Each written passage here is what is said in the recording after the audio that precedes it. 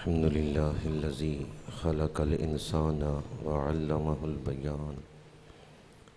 الصلاة والسلام على حبيب الرحمن سيد الإنس والجان صاحب الجود والإحسان سيدنا ومولانا محمد المبعوث بخير الملل والأديان وعلى آله وأصحابه بدور الإيمان.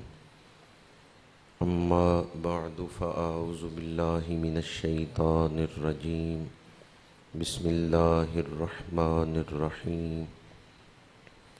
لقد كان في قصصهم عبرة لأولي الألباب ما كان حديثا يفترى ولكن تصديق الذي بين يديه وتفصيل كل شيء وهدى ورحمة لقوم يؤمنون. صدق الله مولانا العظيم.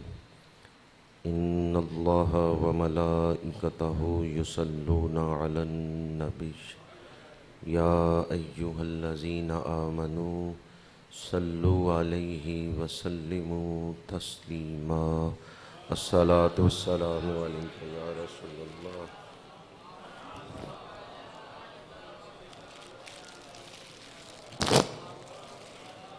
الصلاة والسلام عليك يا رسول الله وعلى آلك وأصحابك يا حبيب الله. برادران اسلام، اللہ پاک کا شکر ہے جس نے ہمیں جمعۃ المبارک کی برکتوں سے مستفید ہونے کا یہ موقع عطا فرمایا ہے. دعا ہے کہ خالق کائنات آج کے دن نازل ہونے والی رحمتیں ہم سب کو عطا فرمائے. شعبان المعظم کا برکتوں والا مہینہ گزر رہا ہے. امید ہے کہ آپ لوگ کثرت سے درود شریف پڑھ رہے ہوں گے، ماہ رمضان المبارک کی تیاری کر رہے ہوں گے اور نفلی روزے بھی رکھ رہے ہوں گے. دعا گو ہوں خالق کائنات ہمیں شعبان المعظم حضور کی سنت مطہرہ کے مطابق گزارنے کی توفیق عطا فرمائے، خیریت سے رمضان شریف تک پہنچائے اور رمضان شریف کی تیاری کرنے کی توفیق عطا فرمائے. آج تیسرا عشرہ شعبان کا شروع ہوا ہے. 21 شعبان المعظم ہے اور 21 شعبان کو بر صغیر کی بہت بڑی روحانی ہستی سید الاولیاء زینت الاصفیاء سراج السالکین امام العارفین حضرت لال شہباز قلندر رحمۃ اللہ تعالی علیہ آپ کا وصال ہوا. آج آپ کا یوم وصال ہے، لیکن آپ کا عرس جو ہے وہ 18 سے 21 شعبان تک 4 دن منعقد ہوتا ہے. آپ کا عرس جو ہے وہ 18 شعبان سے شروع ہو جاتا ہے، لیکن محققین کے نزدیک آپ کا جو یوم وصال ہے وہ 21 شعبان المعظم ہے.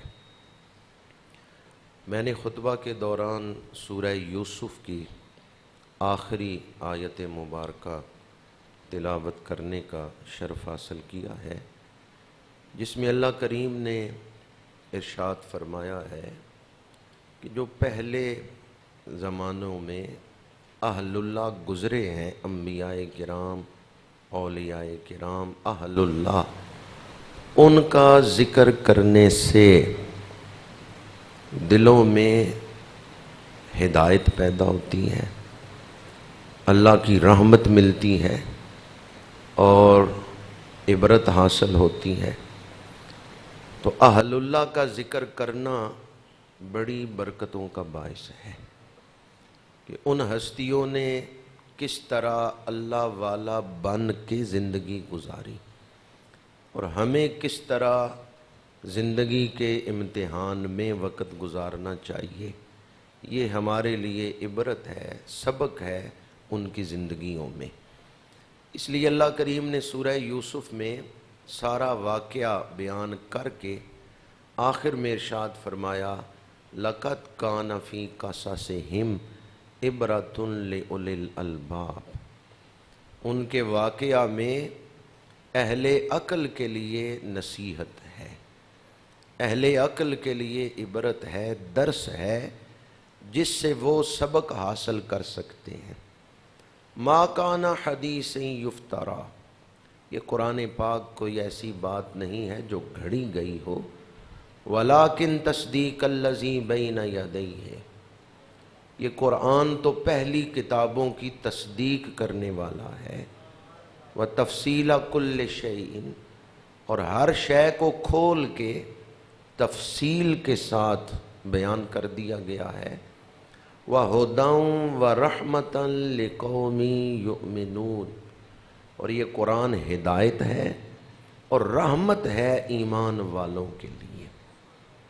تو اس سے پتہ چلتا ہے کہ جب پہلوں کا ذکر کیا جاتا ہے وہ اہل اللہ جنہوں نے اللہ کا بندہ بن کر زندگی گزاری، حالات جیسے بھی ہوئے ہر حال میں انہوں نے اپنا دھیان اپنے رب کی طرف رکھا ہے، جب ان کا ذکر کیا جائے تو رحمتیں نازل ہوتی ہیں، جب ان کا ذکر کیا جائے تو دلوں کو ہدایت نصیب ہوتی ہے۔ تو اس لیے آج چند گھڑیاں اس ہستی کا ذکر کر رہا ہوں جو اس خطے میں اسلام لے کر آئے ہیں، جو اکابرین مبلغین ہیں، جنہوں نے ابتدائی دور میں اس کفرستان کو اسلام کا رنگ چڑھایا ہے۔ ان میں ایک بلند مرتبہ ہستی حضرت سید عثمان مروندی رحمۃ اللہ تعالی علیہ، آپ کا جو شجرہ نسب ہے آپ حسینی سید ہیں، حضرت امام موسیٰ کاظم رضی اللہ تعالیٰ عنہ کی اولاد امجاد میں سے ہیں، حسینی سید ہیں۔ عراق سے آپ کے آباء و اجداد ہجرت کر کے ایران آئے اور یہاں سے افغانستان، مروند جو ہے یہ افغانستان کا ایک علاقہ ہے۔ حضرت لال شہباز قلندر افغانستان سے یہاں تشریف لائے۔ کندھار آپ سنتے ہوں گے، آج کل بھی خبروں میں اس شہر کا نام لیا جاتا ہے کندھار۔ کندھار سے جنوب کی طرف مروند کا علاقہ ہے، اس وجہ سے آپ کو مروندی کہا جاتا ہے۔ آپ کے آباء و اجداد یہاں تشریف فرما تھے۔ آپ کے والد گرامی کا نام ہے سید ابراہیم کبیر الدین، اور بعض مورخین نے سید کبیر الدین بھی لکھا ہے، بعض نے سید ابراہیم کبیر الدین لکھا ہے۔ ان کی شادی حاکم سرند کی بیٹی سے ہوئی، جیسے مروند ہے اسی طرح ایک علاقہ سرند، اس کا جو حاکم ہے، سلطان ہے، شاہ ہے، ان کی بیٹی سے سید ابراہیم کبیر الدین کا نکاح ہوا۔ باپ بھی ولی ہے، ماں بھی ولیہ ہے۔ حضرت سید عثمان مروندی رحمۃ اللہ تعالی علیہ، آپ کے والد گرامی بہت بڑے متبع شریعت تھے اور عالم تھے، عبادت گزار تھے، اور آپ کی والدہ رات کو جب عبادت کے لیے کھڑی ہوتی تو شدت گریہ میں مبتلا ہوتی، کثرت سے روتی تھی۔ تو لوگ پوچھتے کہ آپ اتنا کیوں روتی ہیں؟ آپ کے گھر والے، آپ کی بہنیں یا بھائی یا جب سسرال میں آ گئیں تو اہل خانہ پوچھتے کہ اتنے شدت گریہ کیوں طاری ہوتی ہے؟ تو آپ فرمایا کرتی تھی میں نے سنا ہے جو اللہ کے خوف سے روتا ہے اللہ اس پہ آتش دوزخ حرام کر دیتا ہے، اسے دوزخ کی آگ نہیں جلا سکتی۔ ایسی خدا خوف ماں کی گود میں لال آیا ہے۔ جب ماں خوف خدا رکھنے والی ہو پاکیزہ کردار کی مالک ہو تو پھر ایسے ہیرے عطا کیے جاتے ہیں جنہوں نے اسلام کو دنیا بھر میں پھیلایا ہے اور امت مسلمہ کو چار چاند لگا دیے۔ کچھ عرصہ گزرا، شادی کو اولاد نہیں ہو رہی، آپ کے والد بھی دعائیں کر رہے ہیں، والدہ بھی دعائیں کر رہی ہیں، عرصہ گزر گیا، شادی کو اولاد نہیں ہو رہی۔ ایک رات خواب میں مولا علی شیر خدا کرم اللہ تعالی وجہہ الکریم کی زیارت ہوئی تو سید ابراہیم کبیر الدین عرض کرتے ہیں حضور دعا فرمائیں اللہ مجھے اولاد عطا فرمائے۔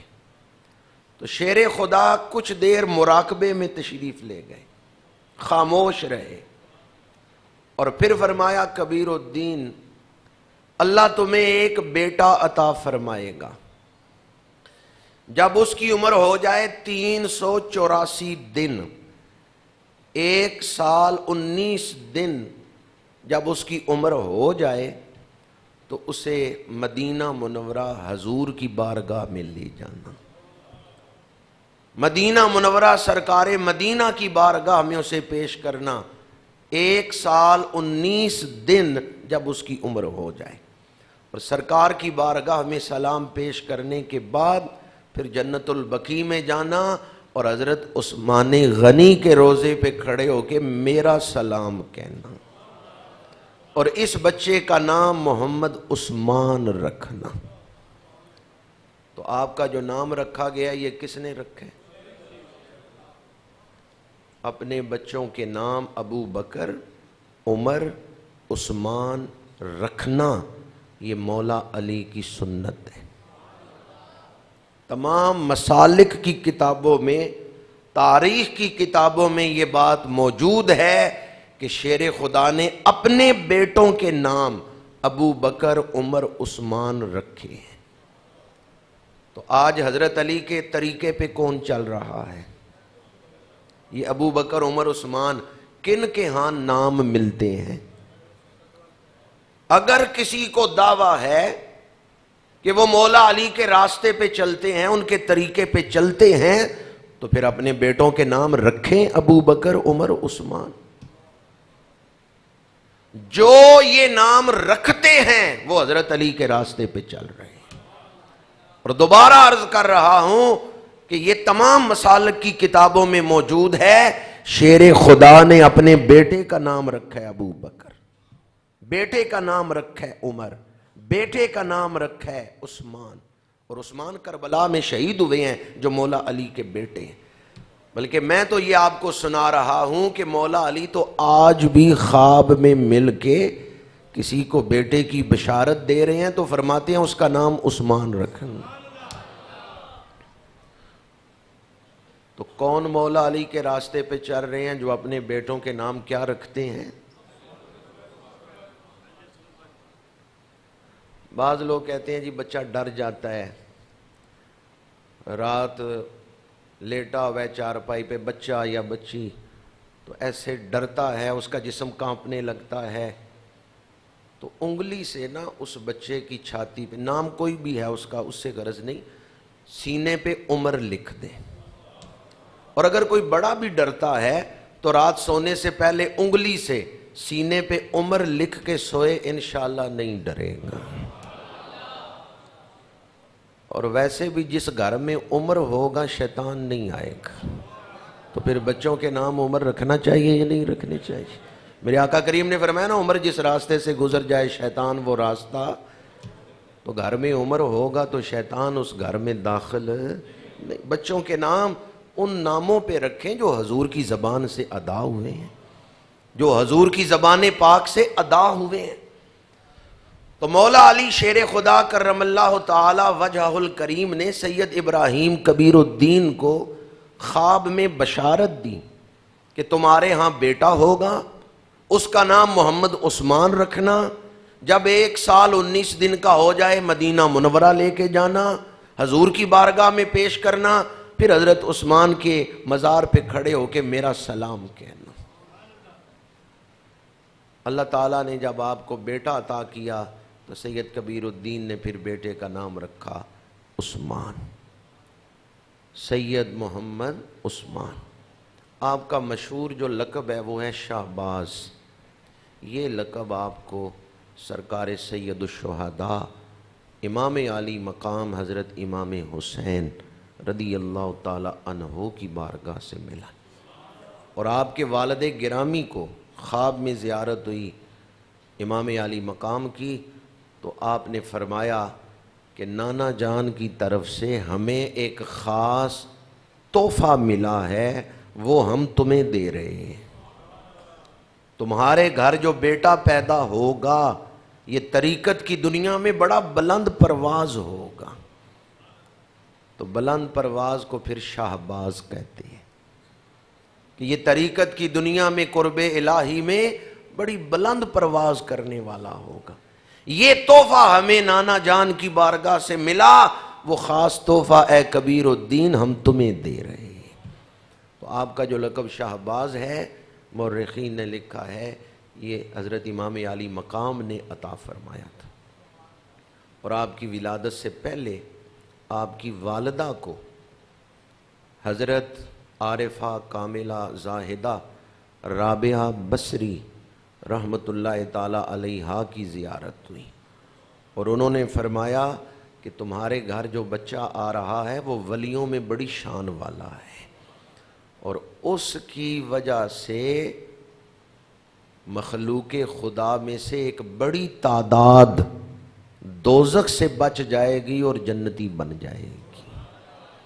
جب وہ اللہ کا ولی دنیا میں آئے تو اس کے کانوں میں کلمہ پڑھنا لا الہ الا اللہ محمد الرسول اللہ صلی اللہ علیہ وآلہ وسلم اور میرا سلام اس کو دے دینا۔ یہ حضرت رابعہ بصری رحمۃ اللہ تعالی علیہ نے حضرت لال شہباز قلندر رحمۃ اللہ تعالی علیہ کی والدہ سے فرمایا کہ جب وہ اللہ کا ولی دنیا میں آئے جس کی وجہ سے مخلوق خدا میں ایک بڑی کثیر تعداد دوزخ سے بچے گی اور جنتی بنے گی، اس ولی کو میرا سلام کہہ دینا۔ کیسے خوش نصیب ہیں ماں باپ، بیٹا ابھی دنیا میں نہیں آیا، مبارکیں پہلے ہی آ رہی ہیں، زیارتیں پہلے ہی ہو رہی ہیں۔ اس لیے حضرت ابراہیم علیہ السلام نے جب دعا مانگی تھی اللہ کی بارگاہ میں تو صرف اولاد نہیں مانگی بلکہ عرض کیا پروردگار مجھے نیک اولاد عطا فرما، مجھے نیک اولاد عطا فرما۔ حضرت لال شہباز قلندر، آپ کو لال کیوں کہا جاتا ہے؟ بعض مورخین نے لکھا ہے کہ جیسے یاقوت سرخ رنگ سے چمکتا ہے نا، اس طرح آپ کے رخسار چمکتے، آپ سرخ و سفید رنگت کے مالک تھے، آپ کے رخسار یاقوت کی طرح چمکتے۔ اور بعض نے کہا کہ آپ کے جو اخلاق ہیں، آپ کا جو کردار ہے وہ اتنا اعلیٰ تھا کہ جیسے ہم کسی کے بارے میں کہہ دیتے ہیں وہ تو بڑا ہیرا شخص ہے، تو آپ کا کردار بھی اتنا اعلیٰ تھا کہ لوگ کہتے تھے کہ آپ تو لال ہیں، آپ تو بڑے قیمتی ہیں۔ اور بعض مورخین نے لکھا ہے کہ ایک دن ایک شخص آپ کی خدمت میں آیا اور اپنی تنگ دستی کا ذکر کرنے لگا، یہ آپ کی کرامت ہے، تنگ دستی کا ذکر کرنے لگا، فقر و فاقے کا ذکر کرنے لگا کہ گھر میں اہل و عیال بھی ہیں، کھانے کو کچھ نہیں ہے، تنگ دستی میں مبتلا ہوں۔ آپ نے کچھ کنکریاں اٹھائی ہیں اور اس کو دیں، فرمایا لے جاؤ یہ کام آئیں گی۔ اس نے کہا یہ سنگریزے ہیں۔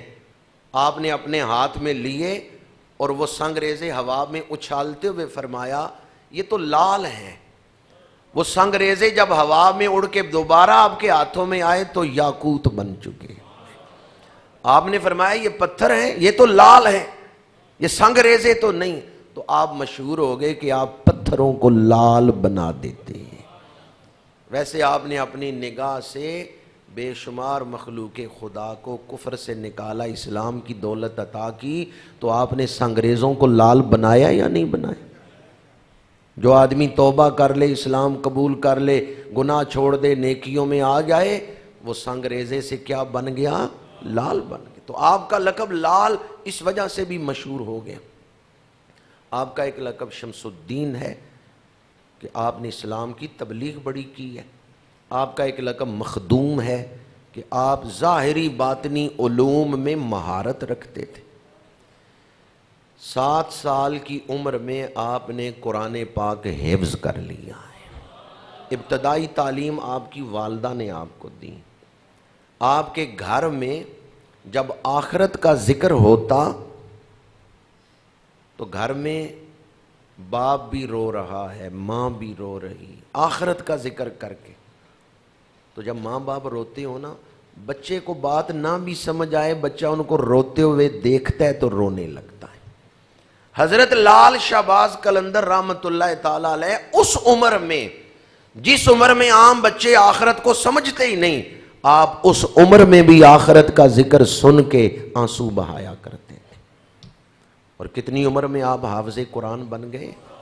چھوٹی عمر میں ہی بچوں کی تربیت کا اہتمام کرنا چاہیے۔ ہمارے ہاں ایک غفلت ہے، ہم کہتے ہیں بچہ بڑا ہوگا سمجھ جائے گا، بڑا ہوگا ٹھیک ہو جائے گا۔ تو اسی غفلت میں ہم اپنی اولاد کو خراب کر بیٹھتے ہیں۔ چھوٹی عمر میں ہی بچوں کی تربیت کا اہتمام کرنا چاہیے۔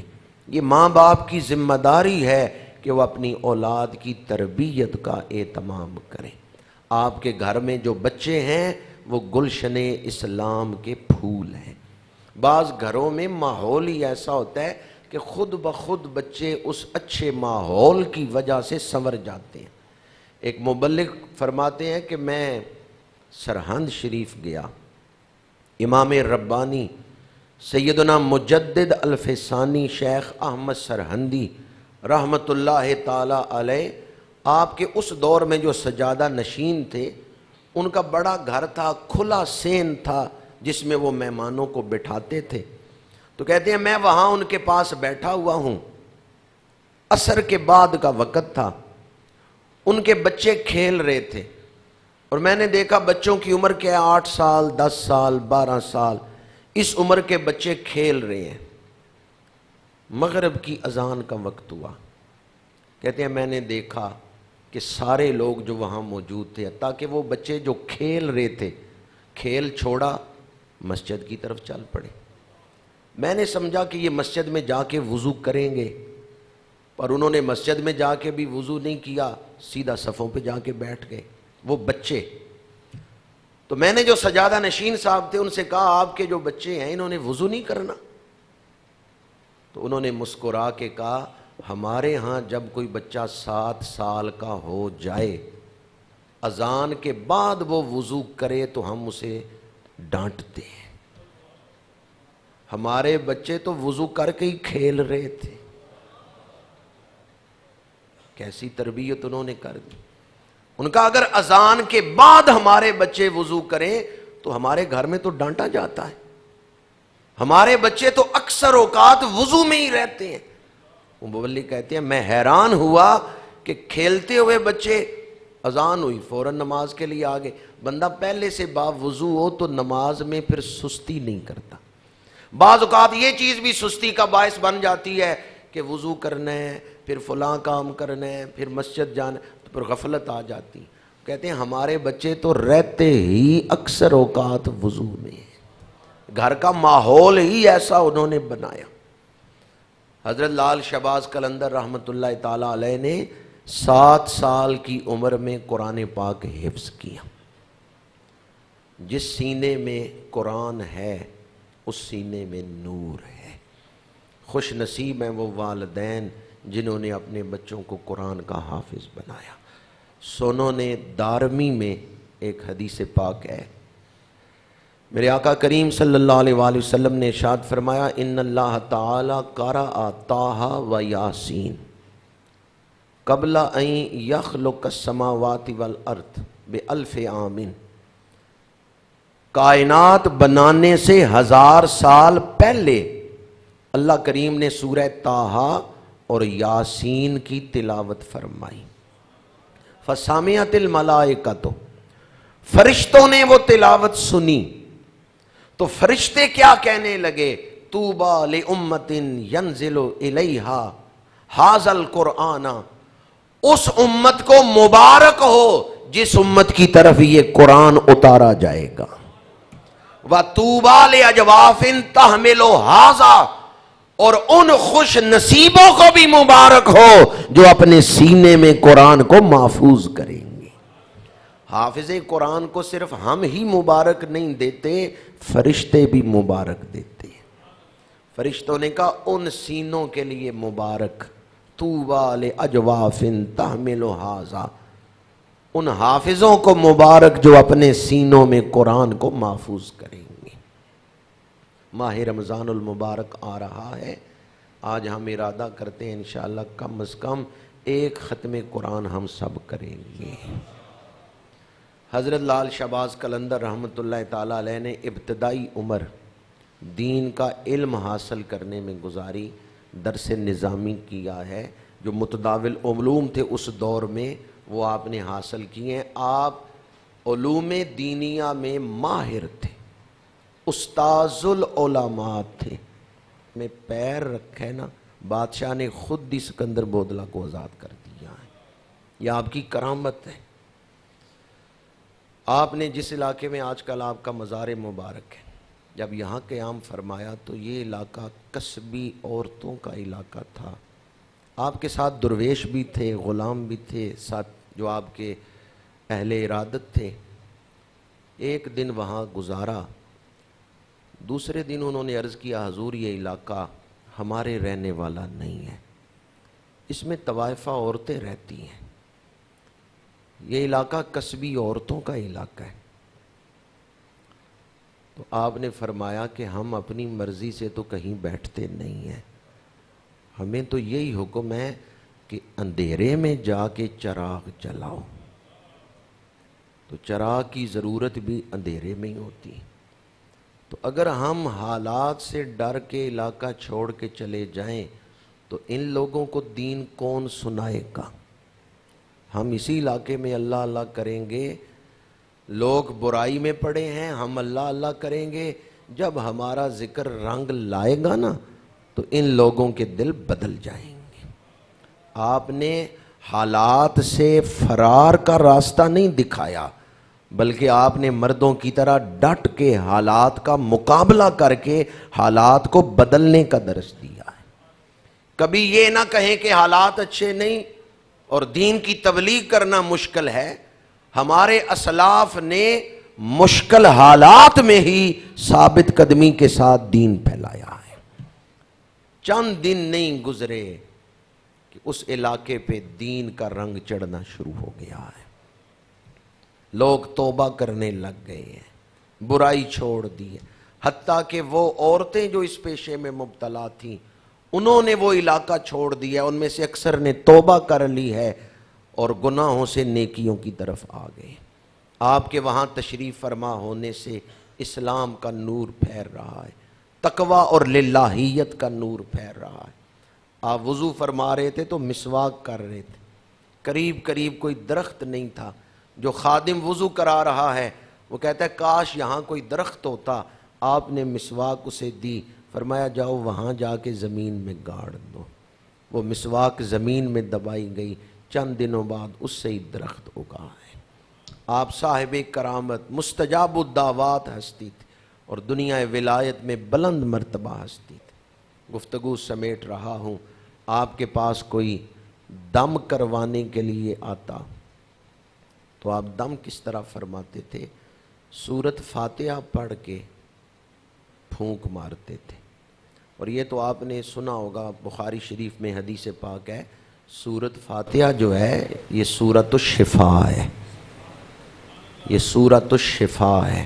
اور ایک صحابہ کا ایک گروہ سفر کر رہا تھا تو ایک علاقے میں انہوں نے قیام کیا، اس علاقے کا جو نمبردار تھا نا اس کو سانپ لڑ گیا، علاقے والوں نے اس صحابہ کرام کی خدمت نہیں کی، انہیں علاقے سے باہر ہی ٹھہرایا ہے۔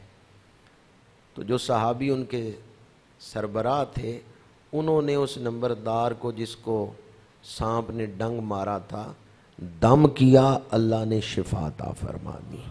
حدیث طویل ہے، وقت نہیں کہ میں ساری حدیث سناؤں، صرف اتنا عرض کرنا مقصد تھا کہ یہ بات احادیث سے ثابت ہے۔ سورہ فاتحہ کیا ہے؟ سورۃ الشفاء ہے۔ حضرت لال شہباز قلندر رحمۃ اللہ تعالی علیہ کے پاس کوئی دم کروانے کے لیے آتا تو آپ سورۃ فاتحہ پڑھ کے دم فرماتے تھے، لیکن پھونک مارنے سے پہلے آپ ایک دعا کرتے تھے، یا اللہ تجھے تیرے اس کلام کا واسطہ، قرآن پاک کا واسطہ، اور آخری نبی کی نبوت کا واسطہ، اور ان کے 4 یاروں کی وفا کا واسطہ، اس مریض کو شفا عطا فرمان۔ آپ جب دم کرتے تھے تو خلفائے راشدین کا ذکر بھی کرتے تھے، سورۃ فاتحہ پڑھ کے پھر اللہ کی بارگاہ میں عرض کرتے، یا اللہ کلام الہی کا، تجھے تیرے کلام کا واسطہ، تجھے تیرے آخری نبی کی نبوت کا واسطہ، اور حضور کے 4 یاروں کی وفا کا واسطہ، اس مریض کو شفا عطا فرما۔ اور جب آپ پہ آخری وقت آیا، وصال کا وقت آیا، تو آخری جملہ جو آپ کی زبان سے سنا گیا ہے وہ یہ تھا کہ میرا عمل میرا کیا ساتھ دے گا۔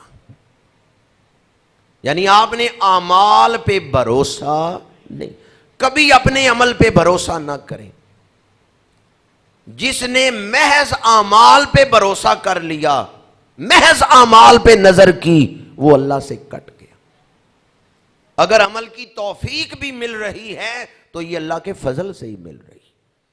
تو حضرت لال شہباز قلندر رحمۃ اللہ تعالی علیہ کا جو آخری جملہ سنا گیا ہے وہ یہ ہے، آپ نے فرمایا میرا عمل اگلے سفر میں میرا کیا ساتھ دے گا؟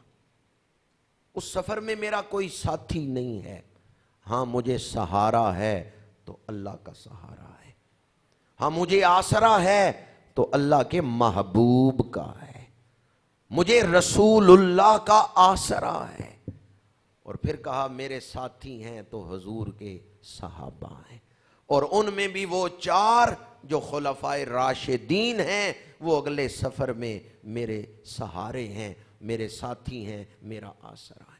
آپ نے تو وصال سے پہلے بھی اللہ، اللہ کے رسول اور رسول کے صحابہ کا ذکر کیا ہے، اور صحابہ کا ذکر کرتے ہوئے آپ نے اس دنیا سے پردہ فرمایا ہے۔ آپ تاریخ اٹھا کے دیکھ لیں، یہ اولیاء کرام جنہوں نے اس خطے میں اسلام پھیلایا ہے، یہ سارے صحیح العقیدہ تھے، اہل سنت و جماعت سے تعلق رکھتے تھے، حضور کی اہل بیت اور حضور کے صحابہ کرام کا ادب کرنے والے تھے، یہ اہل ادب تھے۔ بعض محققین کے نزدیک 97 سال کی عمر میں آپ نے وصال فرمایا ہے، 97 سال، بعض کے نزدیک 100 سال سے زیادہ آپ کی عمر ہوئی۔ میں اپنی گفتگو کو آپ کے ایک فرمان پر سمیٹ رہا ہوں۔ آپ نے فرمایا کہ دنیا کے دھوکے میں مبتلا نہ ہونا، تم جتنے بھی بلند مقام تک پہنچ جاؤ بالآخر اسے چھوڑنا ہے۔ اور عرس انہی ہستیوں کے ہو رہے ہیں جنہوں نے دنیا میں اس سبق کو یاد رکھا اور مخلوق کو بھی یہ سبق یاد کروایا کہ آئے کس کی طرف سے ہو؟ اللہ کی طرف سے۔ جانا کس کے پاس ہے؟ ابتدا بھی اللہ، انتہا بھی، آئے بھی اللہ کے حکم سے، جانا بھی اللہ کے پاس ہے۔ تو یہ جو درمیان والی زندگی ہے 70-80 سال، یہ بھی اللہ اللہ کرتے ہوئے گزارو۔ اس لیے وہ اللہ والے مشہور ہو گئے، آئے اللہ کی طرف سے، جانا اللہ کے پاس ہے۔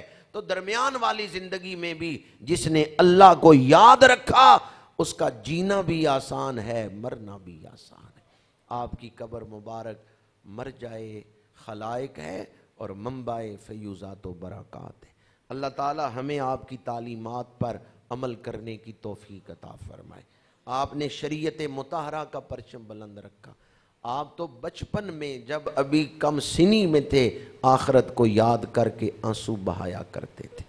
میں آپ کی خدمت میں آج گزارش کروں گا، قوم اس وقت تحریک عدم اعتماد میں کھوئی ہوئی ہے، اس طرف سے توجہ ہٹائیں، ماہ رمضان آ رہا ہے۔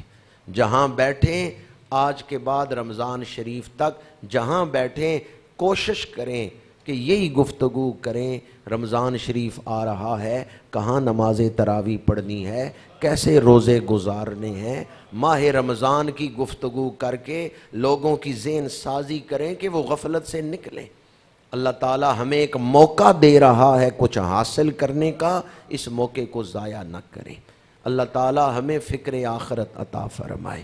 لوئے لوئے پر لے کڑیے جے تد پانڈا پرنا، شام پئی بن شام محمد کر جاندی نے ڈرنا۔ آج نماز عصر سے اتوار کی ظہر تک مرکز تبلیغ اسلامی نزد حضرت کرم الہی سرکار رحمۃ اللہ تعالیٰ علیہ کے مزار کے قریب تبلیغ اسلامی کا 3 روزہ اسلامی تربیتی پروگرام ہو رہا ہے۔ 3 روزہ یہ پروگرام ہے، اس میں شامل ہو کر اخلاق کو سنوارنے اور دل کو چمکانے کا اہتمام کریں۔ اور 30 مارچ بروز بدھ 30 مارچ بروز بدھ بعد از نماز مغرب